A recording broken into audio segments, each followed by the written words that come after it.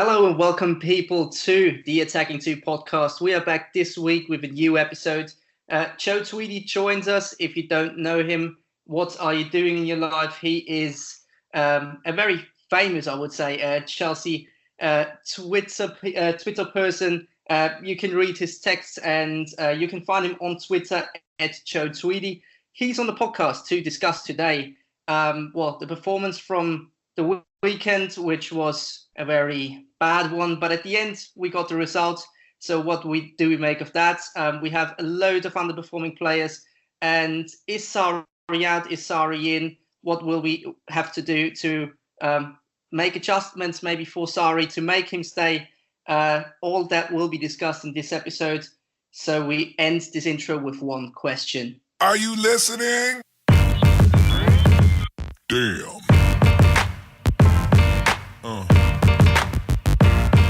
Yeah.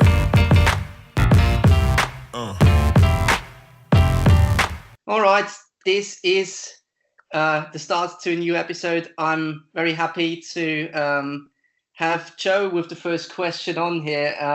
Performance on the weekend against Cardiff was, in my opinion, a very poor one. What was your first reaction after the full-time whistle? It was a strange reaction. You have an academy product, one of the sort of the OGs of the Chelsea academy, Loftus-Cheek, scoring probably one of the biggest goals that he scored for Chelsea to date. And there was a slightly peculiar feeling, because part of me is thinking that if we don't get a kind of result here, that Sarri potentially may go. I think towards the end of the season, whether that's positive or negative, we'll probably talk about a little bit later in the episode. But I think overwhelmingly, I was happy. I was happy with the result. Obviously, I'm always happy when Chelsea win. I think, as you're saying, the kind of the first 85 minutes of that game were some of the kind of the worst football that we've played this season, and it seems to be at least kind of week on week. We're not particularly getting any better. We're not showing any kind of progress towards this footballing philosophy that Sarri is trying to introduce. So I think overall feeling, obviously, I was happy for the win. I think it's a little bit kind of extended. Sarri, maybe, he seems to be in limbo at the moment. So I'm not super happy with the sort of uncertainty around him and his job and sort of the progress of the side. But happy with the win. Obviously, incredibly happy for Loftus-Cheek and then the goal that he scored. But as you say, for 80 minutes of that game, this could have been a carbon copy of many Chelsea performances across the season. So much possession, so much of the ball with very little show for it. I think we had 3 shots on target during the game, which, given that we had 70% possession, is quite frightening at times. So overall happy with the goal for Loftus-Cheek. I still think it leaves us in a little bit of limbo, and I genuinely think that the performance wasn't fantastic up until that point. I think it's a sentiment we would all share. But Jimmy, when we talk about the performance, I will especially focus on maybe the first 80 minutes, because when you have a team like Chelsea with the individual class of players like Ruben Loftus-Cheek, Eden Hazard, especially when you bring them on in the second half, a game is likely to change. But how is it possible that we set up in such a wrong way yet again and seem to not find a solution against these kind of teams? Well, let me start by just saying that I fully, wholeheartedly agree with what Joe said there. That is a very sound analysis of what went down yesterday, if one can say it that way. Regarding the team selection, I think there was hardly any Chelsea fan who wasn't at least a little bit baffled by Maurizio Sarri's decisions to include Willian and Pedro up front, Marcus Alonso at the back, and a midfield 3, which didn't include N'Golo Kante for the first time in the Premier League this season. While rotation, of course, is necessary, we've got a very congested fixture list for the next few weeks once again. And of course, the international break was pretty busy for some of the players, most prominently Eden Hazard. It still feels as if the wrong choices were made. I mean, it's always easy to scapegoat players and to put the blame on 1 or 2 players, but I don't think you can really call that when it comes to Marcus Alonso. His performances have been mostly woeful. We had one game in the Europa League where he was very good, so to speak, that Emerson was coming out as this rising star. He was gaining some form. Maybe that's a bit over the top with the rising star, but he was gaining form and he felt under pressure. But now, yesterday, again, against a side like Cardiff, they were targeting our left side, and Marcus Alonso was really struggling up against their attacking players. Most prominently Murphy, who was tearing him a new one. So it does more or less lead back to Maurizio Sarri, because he should have been prepared for this. You know, he had 2 weeks to prepare for this game. It just seemed as if he didn't at all. I know that's not the truth, but you know, it was weird. And that's why the 3 points weren't as, I don't know, it wasn't such a, you know, when we normally win this last minute kind of goal like Loftus-Cheek scored yesterday, I'm normally ecstatic and I don't care how it comes about. And of course, a win's a win also for yesterday. But, you know, there's this bitter aftertaste where you think, we didn't deserve this. I mean, you know, we've struggled with officials' decisions in the past, but, you know, we really didn't deserve more than a draw there. And I really am worried that win papers over cracks, which have become so blatantly apparent now that it gives me, you know, very little confidence for the rest of the season. Yeah, I think that's actually a good point, because I see it with myself. Like back in the days, I wasn't really fussed with the way we've played. Just for the results, it was a good feeling at the end of the day when we stuck one in the 90th minute and everything was fine and rosy. But this time around, it felt differently, and I think it's also down to the fashion. We haven't played good football for a while now. I think what comes apparent so oftenly in the last couple of weeks, and that kind of bugs me as well, is that we always concede early in the second half. And I don't know what's going on in the team talks at halftime, but that can't really be the case. We conceded against Everton this early. We conceded 1 minute after the re-kick-off in the second half against Cardiff as well. And it just seems to be that these players are a little bit off. And I would like to know what is going on in that dressing room. So I think that's also a question regarding Sarri. In which way is he motivating the players, or what does he do after a poor first half or after a good first half against Everton, that these players don't seem to kind of get their shit together in the second half? I think that's an interesting question. Maybe Joe has some kind of idea what's going on behind the scenes. Yeah, I mean that's a tricky thing to answer, because I think a lot of this comes down to whether the players ultimately believe in what they're being told. Yeah. You know, we can look at the overall level of the squad, and I'm not someone who believes that we're blessed with a ton of talent in the current group of players. We've got a couple of good players, a couple of world-class players, but I think overall the level in the squad isn't fantastic. However, you know, this is a squad that largely is intact from when Conte won a title, and they have won stuff. And I think in that case, you know, they do have an opinion on maybe what they're being told. And I always go back to that sequence of games when it really looked like Sarri was going to have his job sort of terminated. The City Cup final and then the Tottenham game. Much was said after those games that Chelsea kind of departed from how Sarri had played it. They'd approached the manager, that they asked to play in a slightly different manner. And they're probably two of the best performances that we've had this season. So if you as players are going to a manager and telling him, you know, actually we want to play like this, or we feel that this is the best way to approach a game, that to me suggests that there's not a huge deal of faith in him as a manager. And I think some of the second half performances, particularly the Everton one, that was the most baffling, because I felt the first half it was everything but the goal. It was one of the best performances that we had in a while.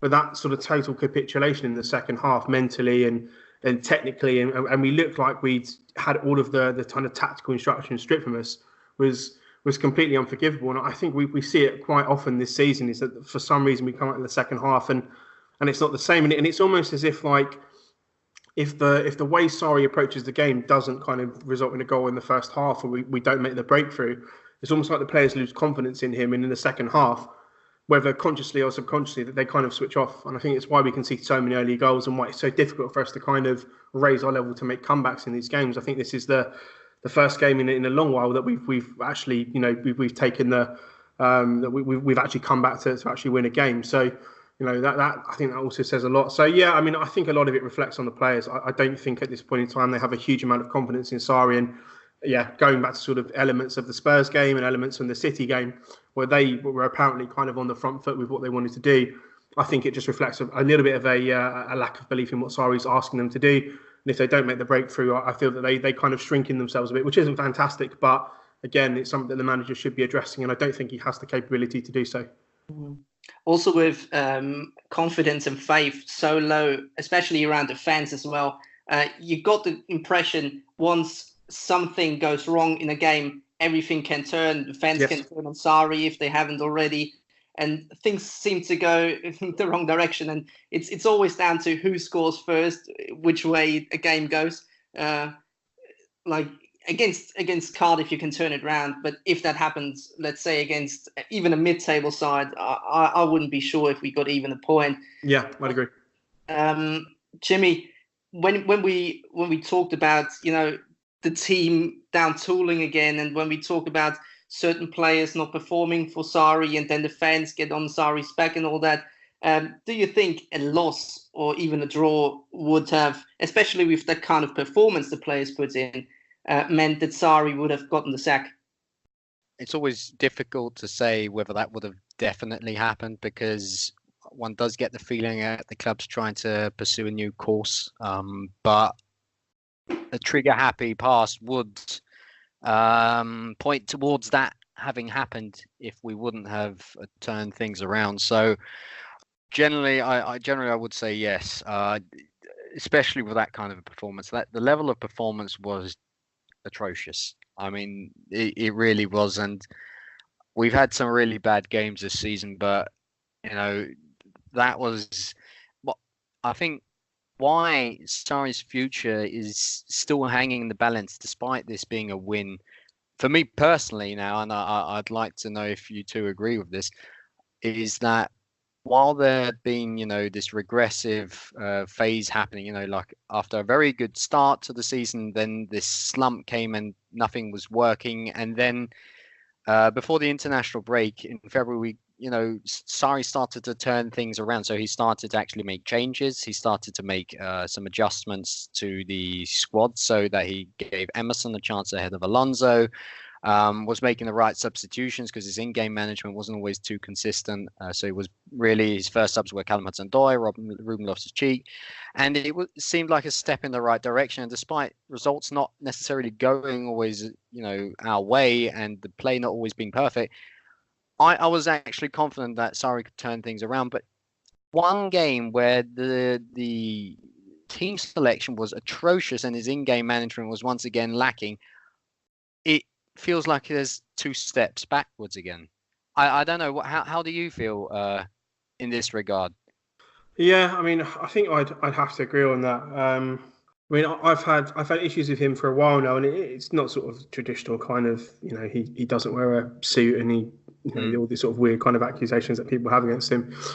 I think the thing for me is that we've become utterly predictable in terms of both team selection and in terms of tactics. And generally, I mean, there are things that he's not doing that better managers have done and come and adjusted. And I always look at Pep Guardiola's sort of evolution from Barcelona to Bayern Munich to City. There are people that will say that City play the same style of football as Barcelona, but it couldn't be any further from the truth. City are now a team that really kind of exploits wide spaces. They play at a much kind of quicker pace than what Barcelona do, and Guardiola's really adapted how his system fares in the Premier League. And yet, there's this classic thing with Sarri, which if you could take it as steal with pretty much most of the times when we attack with the ball, is you have one of the midfielders has the ball, and then the entire team, bar David Luiz and Antonio Rudiger, ahead of the ball. Now, you can't attack with 7 players in the Premier League or 8 players. It's completely and utterly suicidal, and we've been doing this the whole entire season. But as soon as teams figure this out, it's quite often why we look very stretched from teams' counters, because as soon as teams pinch the ball, say from Jorginho or Kovacic, who was the example yesterday, you're running straight at your centre-backs every single game. And I don't care if you've got Varane and Van Dijk playing at the back. There's going to be a question when, for the 5th, 6th, 7th time that happens in a game, they're going to sort of get beat. They're not going to win every single, sort of possession turnover battle. And that's one of the things that I think is, that sort of dogmatic approach to how we actually attack with the ball has been something that I'm completely baffled with why he hasn't tried to address that. Why there's not balance if we're attacking on the left hand side, bring some people back on the right hand side, drop Kante, either drop Azpilicueta in there, because there's this really, really great still shot in the game yesterday where it's literally Kovacic just on the ball. Jorginho is a couple of metres ahead of him, but you can see every single Chelsea shirt in the final third. And it's 0-0 at this point. It's not like we're chasing a game.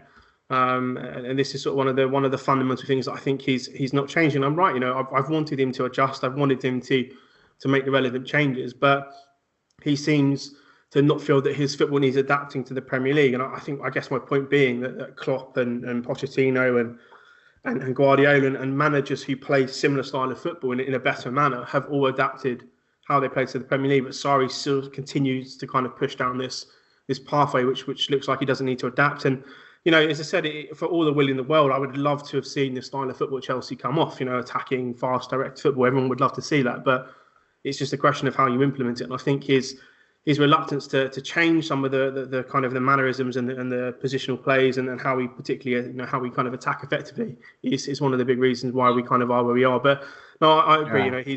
His stubbornness is it's become a problem. It has been for a while, but I think we're seeing it more and more in recent weeks, because even teams like Cardiff now are beginning to figure us out. And it's not fantastic when you're trying to push your Champions League position and you've got sort of similar games to play. We look very predictable, and I still hope that part of me, that he can at least make some amendments to kind of push us towards the Champions League places. But I'm not particularly holding my breath in that regard.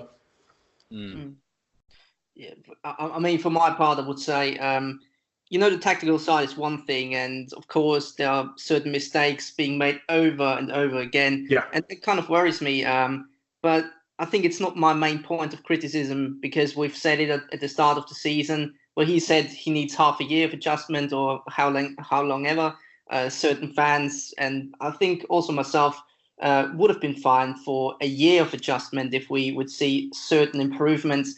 So tactical issues are, a problem. I agree with that. But for me, what's my main criticism is I look at teams, and what kind of worries me first when I see that is basics being done wrong. Does a team show resilience? Does a team show pride? I think that's the two main points we have lacked. We have lacked this season. That we kind of lose all our faith or all our heart once we are behind. I have never seen a Chelsea team losing 6-0. These kind of things. So, and that obviously is down to the players, because they allow it to happen. But under which manager these players would allow themselves to down tool as much is also a question. And I think for all the due criticism on people like Jose Mourinho, you wouldn't lose 6-0 under Jose Mourinho because you wouldn't want to turn up to training next week. And that's the basics of football, right? We can talk about how can we progress with Chelsea forward, and these are not the main issues to talk about then. But I think as a footballing guy for all my life, I can't look past Marcos Alonso trotting back when he loses the ball in the last third. I can't look past Ross Barkley not being, in my opinion, good enough to play at this football club, because he loses the ball very often, doesn't have the ability to play, I think, at a level that is Chelsea Football Club. Then other players, I don't even want to start about certain players, but I think that's my main issue, basics of football, to answer that question for you, Jimmy. But I want to throw in the next one. Callum Hudson-Odoi, who surely has the potential, not only the potential, but the quality as of now that he would start for Chelsea and make a difference, hasn't played again, not even off the bench. So does he maybe play on Wednesday? What's your suggestion, Joe? Yeah, I mean, I'm a huge Hudson-Odoi fan, and I think this also comes in the context of, people will treat him as an academy player, as a young player, but I think he legitimately has, a kind of, let's say, a position to start. He's not competing with, players at their absolute peak who are playing consistently well every single week. We're looking at, I call them Wedro, Willian and Pedro. It's just this sort of one mass of the same kind of performance every week. It just, it's just a different hairstyle on the pitch. He's not really competing with anything at the moment. I mean, we saw again in the first half, I think it was Pedro, who was just, I mean, he might as well not have even been on the pitch. And, when it comes to how Hudson-Odoi is being sort of treated and viewed from Sarri, we get all these questions about his mentality and his defensive acumen. And, we can go through sort of all of the things that he talks about. But Hudson-Odoi, at the moment at least, is coming back from, an international period where his confidence is absolutely soaring. And in that respect, I think most managers would try and sort of capitalise on that with a player. Okay, I've got a player who's incredibly confident here. Let's pick him. And I think when you play Willian and you play Pedro, and I mean, to be fair to Willian, he did have a role in both goals. But I think in Pedro in particular, when you're playing someone based on the fact that they've had nearly 2-3 weeks rest, or that they've been training and they deliver that performance, it's hard to justify why someone like Hudson-Odoi, who has the talent currently to be an exceptionally impactful player, but also, I mean, you're looking at a ceiling of someone who could be a sort of future superstar. Why he's not being played, and again, it's another question of, he's not made a Premier League start at this point in the season, and there's so many questions surrounding him. But if we're looking at Brighton, I would start both him and I would start Hazard. And it has to be done on merit. And I think again, this is another thing that I'm growing frustrated with Sarri, is that it doesn't matter how bad some of these experienced players play. If you're in the club, if you're in the Sarri like 12, 14 man club, it doesn't matter about your form. You play every week regardless. And that is something that has always frustrated me with young players, is that Hudson-Odoi could have a fantastic game in the Europa League, and yes, we can look at the level of opposition, but you try and build on that and push him into a Premier League game, see if he can continue sort of being as effective.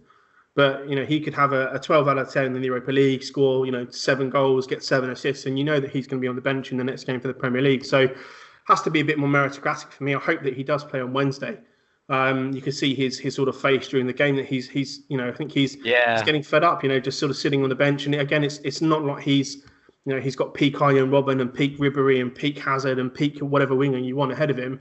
He's got 2 wingers in their decline who are no longer international footballers at the moment, at least, while he's on kind of in sort of the ascendancy. So, you have to feel for him. And I do hope that he plays, but I'm not holding my breath in that regard.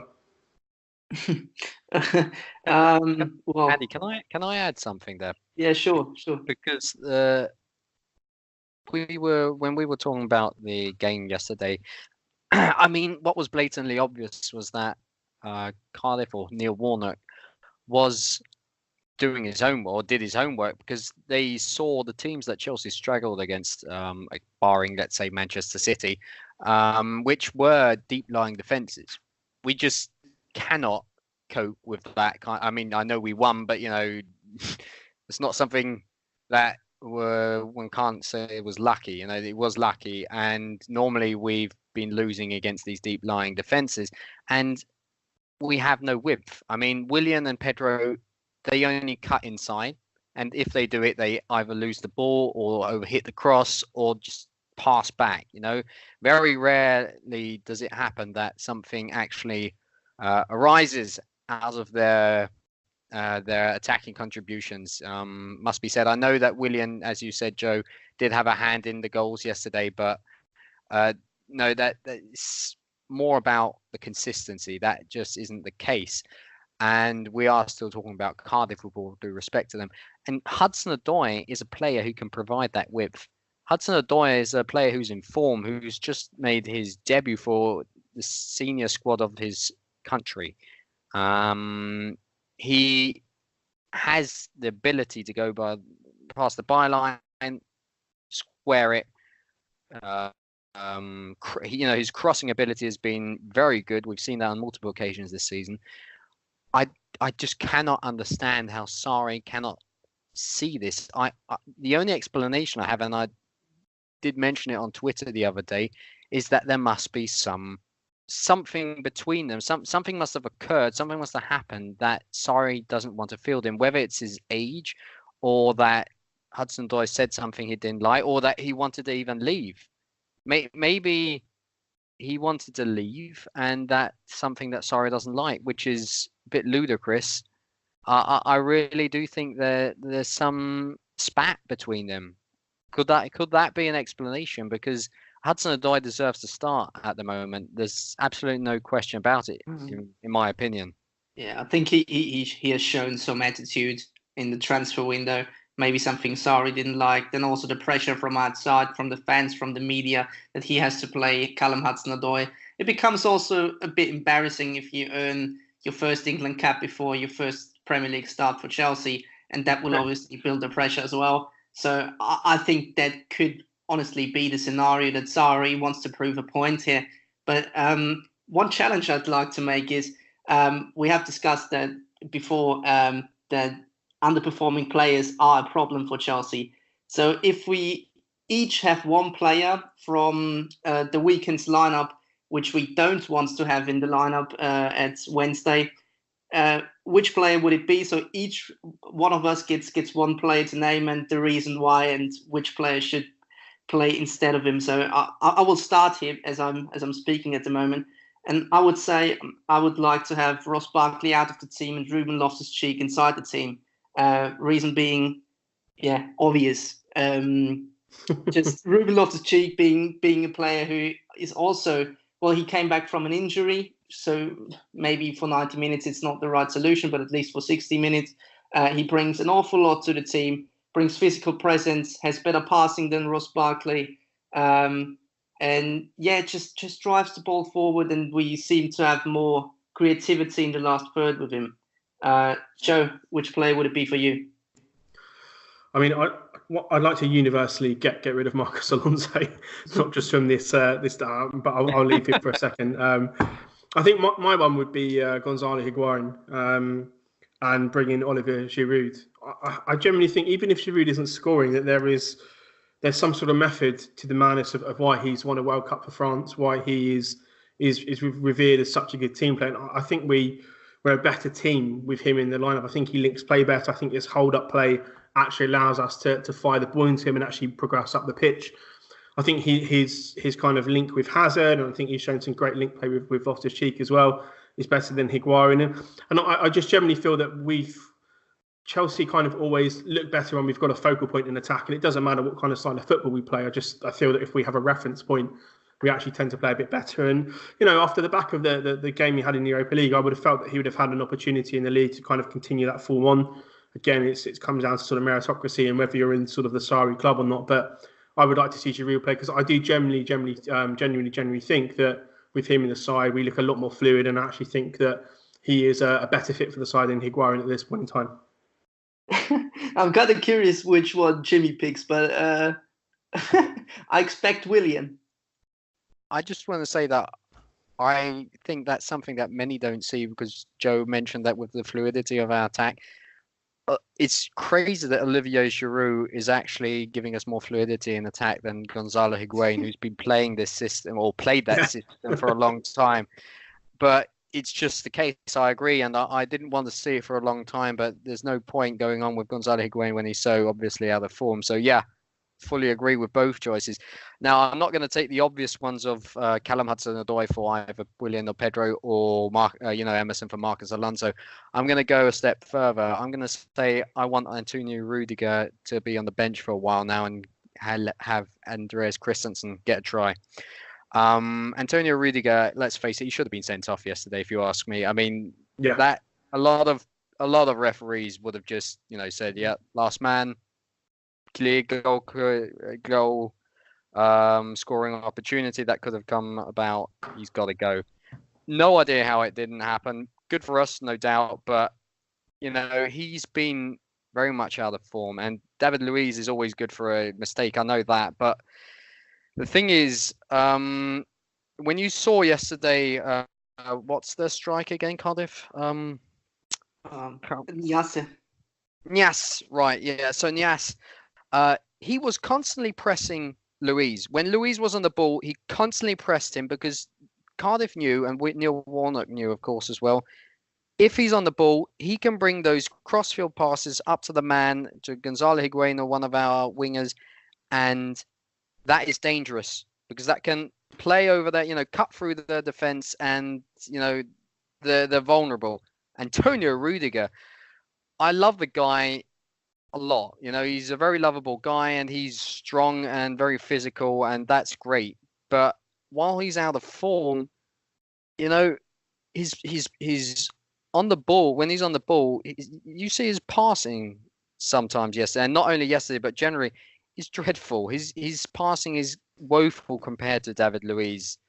He's not the perfect ball playing centre back, and I think due to Andreas Christensen having the composure, and he's being this sweeping up kind of guy while playing with either of them in the Europa League recently.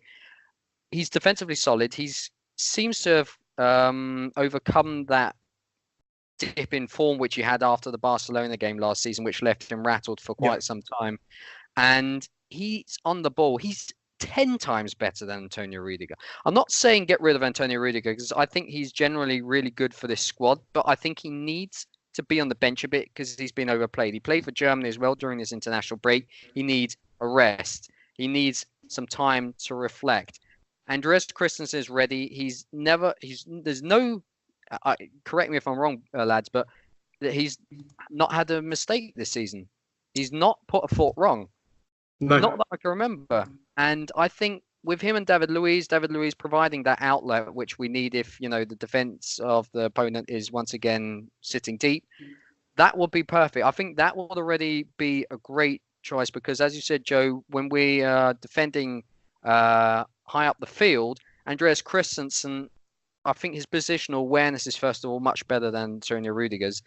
And that will be very much needed if we are caught on the break, not on the break, but we're just caught in possession. That's what I mean. So that would be my pick for named reasons. Yeah, I think it's a good pick, and I would also agree with that. So as we moved onto the field of maybe preferred lineups already, I want to go in kind of a different path. So take a different turn and say predicted lineups for this Wednesday. Facing Brighton, obviously at home, that could be a game where if we win, get back into the discussion for top four again. We never really left it, but we always been, I think, the dark horses to make top four out of this 6 clubs. So speaking about the maybe preferences we have, the preferences Sarri has, how much will that differ, and what's your predicted starting 11, Joe? I have a feeling that he'll go back to his tried and tested, which is the usual back four. Maybe Palmieri comes in if there's one change. I think it'll be Kante, Jorginho, Kovacic, the usual, and then probably Hazard, Higuain, and maybe Willian.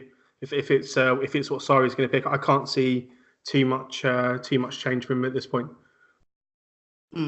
I would be surprised, happy, but I would be very surprised if Hudson-Odoi starts on Wednesday. Part of me thinks that this is maybe the one game that Sarri will actually start him in, but sort of going history is sort of dictated that whenever you think Hudson-Odoi is going to play, he normally sits on the bench. So. I can see it just being the usual team, maybe with one change in the typical back four. Yeah, that could easily be the case. At least I think every time we expected Sarri to make a change after poor performances, after maybe some rotation being needed, we never really got it. And we've said it quite some time ago on this podcast as well. Every time we expect Callum Hudson-Odoi to start, he never does. So I'm losing faith in that one as well. So Callum Hudson-Odoi certainly is not starting on Wednesday, I think at least. So I think as we've talked about now for about 35 minutes on this podcast, we can sweep this kind of discussion into one and the last direction we want to go. And this is predictions for Wednesday's game. What do you think, Jimmy? Can we get a win against Brighton? Well, we should. It's the obvious answer. I mean, as we should should have against Cardiff, and we did. But it's very difficult to foresee how we play, because either we get an early goal and then things are like great. We've normally reacted quite well once we take an early lead. But if that isn't the case, and Brighton is also a resilient side, they are still theoretically and mathematically able to drop down into those relegation spots. So they're going to be fighting for their lives.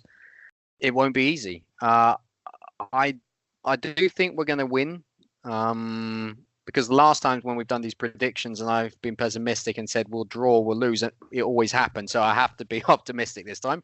And I'm going to say it's going to be no, we're not going to not concede. So I'd say 2-1 win for Chelsea. And just regarding the predicted lineup, Sarri did say that Hudson-Odoi is going to start 2 or 3 of the last 8 Premier League games, if I'm not mistaken. So this would be the best opportunity, because it's not going to get any easier.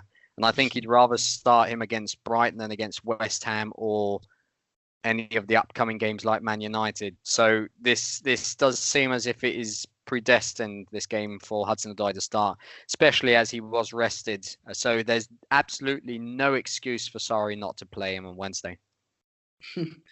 Yeah, hopefully. Prediction from you, Joe? If the team is switched up a bit, then I'd be positive. I mean, I still think we'll win. I think it'll be 2-0, but I'd like to be a little bit more optimistic about it with the team selection. But yeah, I'll go 2-0. It's Brighton, and podcast regulars, people that have listened to a podcast months ago, because we're not as long around, know that I kind of have a fear when it comes to Brighton, especially to Glenn Murray. And oh yeah, that one. But no, I think Brighton, they've lost at home against Southampton, and they are not a good away side. I think they've only clinched 2 wins away, or 3 maybe in this Premier League season, which is not a lot considering. They have to fight relegation as well. And if we win against them, I think that will throw them into the deep end, and they will have to struggle to actually stay in the league. So they will fight, and Brighton are a decent side, but I think we should overcome them, especially at home. Better results at home from Chelsea, at least in this kind of last few weeks or so. So I guess with Eden Hazard starting, that will obviously also make a difference. I'm going 2-1 Chelsea. I think that concludes this episode. It was a pleasure to talk to you, Joe. It was a really lively discussion. A lot of interesting points being made. So I leave you to plug yourself for our listeners. Where can they find you on social media? Yeah, you can find me on Twitter on Joe Tweedie, and generally I write for Football London these days, and occasionally on We Ain't Got No History as well. But yeah, no, it's been really interesting to chat with you guys, and thanks for having me on. Yeah, cheers for coming on the pod. I just have to add, please do check out Joe, because someone who does regularly read his articles, especially for We Ain't Got No History, it always is a delight to do so. And I'm not just trying to get a brown nose, as one says, but it really is the case. I do very, very much enjoy, so I can only emphasize this, that people do go and check out his work. Absolutely echo that. For all the listeners, do that, and then do also follow the Attacking 2 podcast on Twitter, on every podcast platform where you can find us. That is Spotify, that is Apple Podcasts, that is Anchor, that is YouTube as well. You can watch when we record on the video. You can also listen if we record on the audio, and there will be a vlog coming up next week as we are going to the away day. I was about to say Champions League, but sadly no. It's the Europa League quarterfinals against Slavia Prague. Jimmy and myself are going, and we will do a vlog, so you can watch that as well. But however, make sure you always listen to our podcast. We are fresh every week. Until the next time, keep the blue flag flying high.